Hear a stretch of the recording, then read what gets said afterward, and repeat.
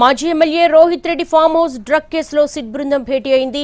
Shamshabad rural police స్టేషన్లో SIT బృందం సమావేశమైంది. శుక్రవారం ముగ్గురు నిందితుల కస్టడీ పిటిషన్పై తీర్పు రానుండడంతో సిట్ భేటీ అయింది. ముగ్గురు నిందితులను కస్టడీకి ఇస్తే ఏ అంశాలపై విచారణ జరపాలని ఈ సమావేశంలో చర్చిస్తున్నారు. ఆర్థిక లావాదేవీలతో పాటు వారి మధ్య ఉన్నటువంటి పరిచయాలపై ఎలా ఆరా తీయాలో సమీక్షిస్తున్నారు. ఫ్యూచర్ సిటీ కమిషనర్ నేతృత్వంలో జరుగుతున్న ఈ సమావేశంలో Chevella DCP Yogesh Gautam, Shadnagar DCP Sirisha, Moinabad CI Mallikarjun రెడ్డితో పాటు ఇతర సిట్ అధికారులు పాల్గొన్నారు.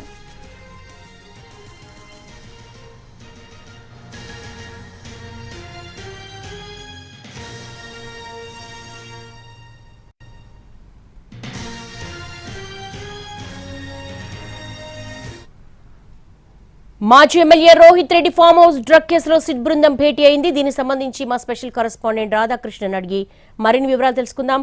రాధాకృష్ణ, ఫామ్ హౌస్ డ్రగ్ కేసులో సిట్ బృందం భేటీ వెనుక వ్యూహం ఏంటి? అసలు ఎలా ప్రొసీడ్ అవ్వాలనుకుంటున్నారు?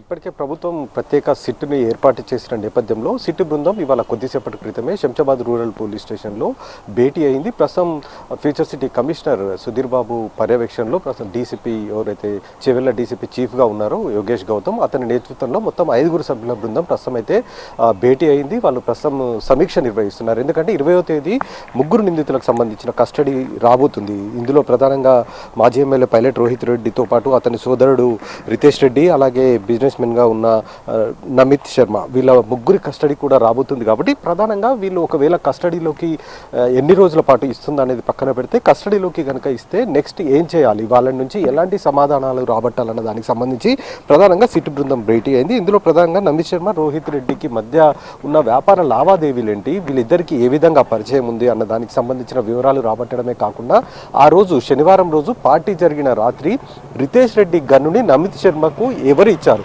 రితేష్ రెడ్డి ఇచ్చాడా గన్నుని, లేదా రితేష్ రెడ్డి దగ్గర ఉన్న గన్నుని నమిత్ శర్మ లాక్కొని కాల్పులు జరపడం అనేది కూడా పూర్తి స్థాయిలో తెలియాల్సి ఉంది. అలాగే కస్టడీకి సంబంధించిన దాంట్లో ఇవాళ జరిగిన వాదోపవాదనలో కూడా నిందితుల తరపు అడ్వకేట్స్ ఎవరైతే డ్రగ్స్ కలిగి ఉన్నాడో కౌశిక్ రవి, ఎవరైతే రోహిత్ రెడ్డికి సంబంధించిన డ్రైవర్ శరత్ కుమార్ కౌశిక్ రవి డ్రగ్స్ తెచ్చాడని చెప్పినప్పటికీ అతనికి స్టేషన్ బెయిల్ ఇప్పించి పంపించారు.